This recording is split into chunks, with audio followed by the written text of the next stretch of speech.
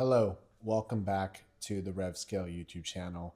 I'm Max. Smash the like button, smash the subscribe button. We're going to go over the 80-20 approach to email marketing, meaning what can you do to get the most amount of money from your email marketing without putting in too much time, meaning the Pareto principle is the top 20% of your efforts produce 80% of your results. So we're going to focus on just the 20% that actually matters of the 100% of things that you could do with your email marketing, and that's going to generate the most amount of results for you.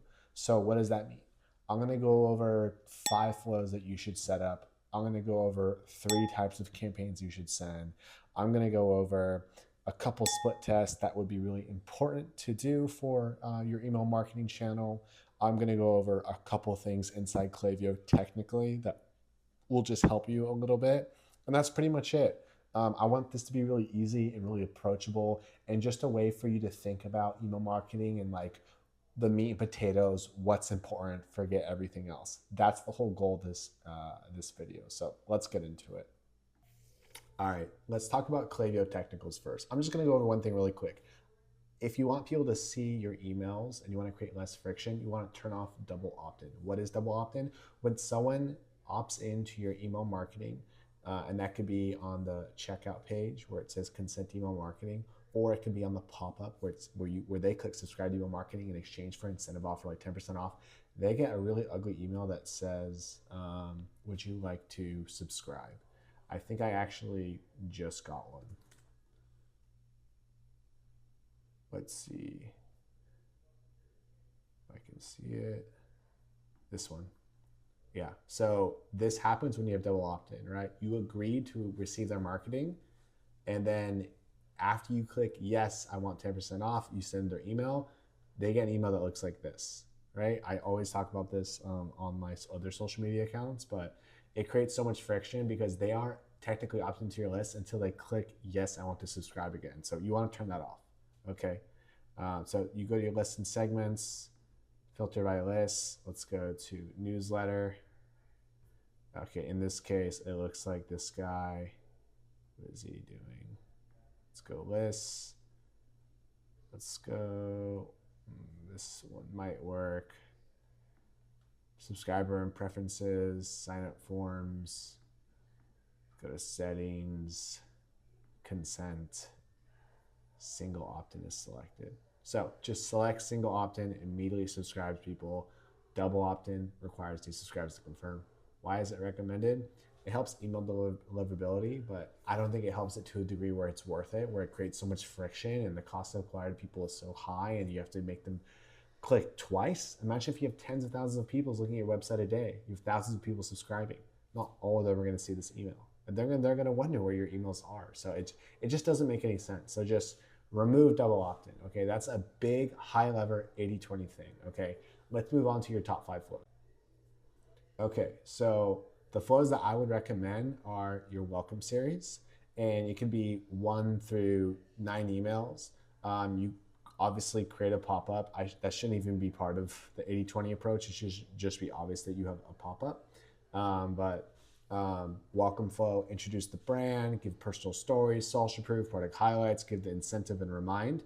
You need the welcome flow. The second one is the product abandon. If someone views a product, they need to receive an email where they get a product highlight and a breakdown. You can filter it by profile URL on the Klaviyo conditional trigger filters, or don't do that. Just have a generic one where it's a dynamic block. You can create the product abandon Klaviyo flow from a template. Product abandon, I highly recommend. Abandon checkout, I highly recommend. Obviously, if someone abandoned checkouts, this email gets triggered, and you're just going to remind them and hammer them and address any objections. That's a very necessary flow. This is a segment triggered email, a window shopper. So this is the 4th one I recommend. Welcome, product abandon, abandon checkout, and now this window shopper. The segment is here, screenshot it, view product, add to cart, check out, but they never place an order. They're doing these actions in the last 60 days. They will receive this flow, right? As soon as they enter the segment, it's a segment triggered flow. You can see my other YouTube videos on how to create a segment triggered flow. Like I believe I have this window shopper flow tutorial. And yeah, nudge it, purchase and tries for the first time. Heavy social proof guarantee, 10% off. Great middle of the funnel flow, window shopper flow.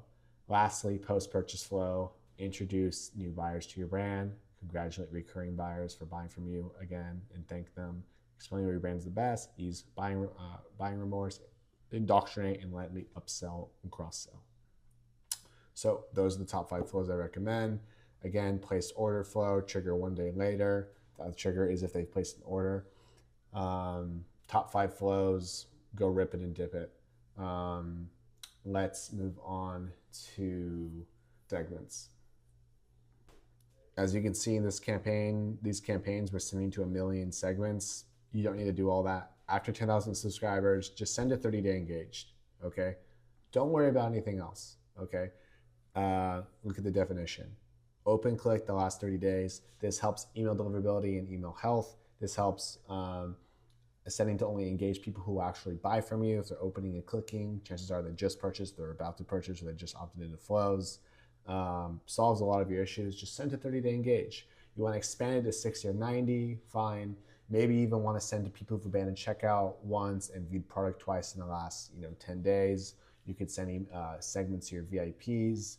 You could send to people who have been unengaged for over 180 days or 90 days and send them some incentives, right? So there's a couple key segments you could play with, but when you're sending campaigns, just send to the 30-day engage. If you have under 10,000 subscribers, just blast your entire list. It doesn't really matter. You don't have enough subscribers anyway. So as far as like optimizing sending segments, you don't need to worry about that. 80-20 approach, send a 30-day engage. That's all you need to do. Okay, so we went over top 5 flows. What segment you should be using, use this one. We went over Klaviyo technicals. Let's go over types of split tests that you should be doing. So what type of split tests should you be doing? You should be split testing the following. You should be split testing campaign subject lines and make the conversion metric click. Always give the opportunity to increase open rates dramatically on campaigns with those options, right? Always give the opportunity. Any campaign you ever spend, do an A/B split test, do a heavy direct response, and then one that's just normal or on brand or what you normally send. Heavy direct response is just basically aggressive and clickbait.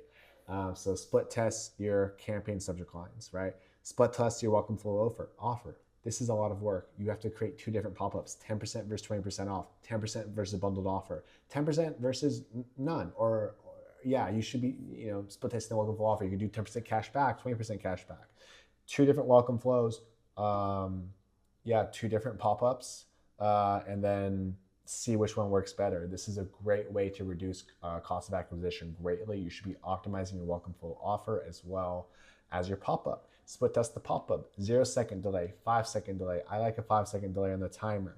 You should be split testing the color of the CTAs, the color of the font, the wording, make it really aggressive, make it really normal, make the header, a lot bigger, ask a question and engage people. Do you want 10% off? You can do a bunch of different ways, but always be testing and optimizing your pop-up. And then as far as flows go, I already said you should be testing the welcome flow, the split testing the welcome flow offer. You should also be split testing your welcome and abandoned checkout offer or subject line, sorry. So split test what you're saying. You want 10% off, or hey, 10% off expires shortly, right? On the opt-in sequence. Abandoned checkout, where are you versus something 10 times more aggressive. You need to be split testing these 2 subject lines at the very least in every single individual flow message on those 2 flows, because these are the highest level flows possible. Out of those top 5 flows I mentioned, welcome flow, abandoned checkout are arguably the most important flows, and only flows you need to a certain degree. If you're not setting up really any flows, you need to set up at least those 2. You need to be split testing those subject lines. Let's go over lastly how you can think about increasing revenue using email marketing in a way that's an 80-20 Pareto principle approach. This client's on 1-day click. Let's go to Country Wine and Spirits. See what's going on here. So what's the number one way you can make more money with email marketing? Add more flows. Add more campaigns. right? So you have those top 5 flows, but you're not cross-selling at all. So do a cross-sell flow, right? If someone bought your bestseller product, why don't you sell all your accessories after the fact in a cross-sell email? Why don't you upsell them from your bestseller to a bundle, right?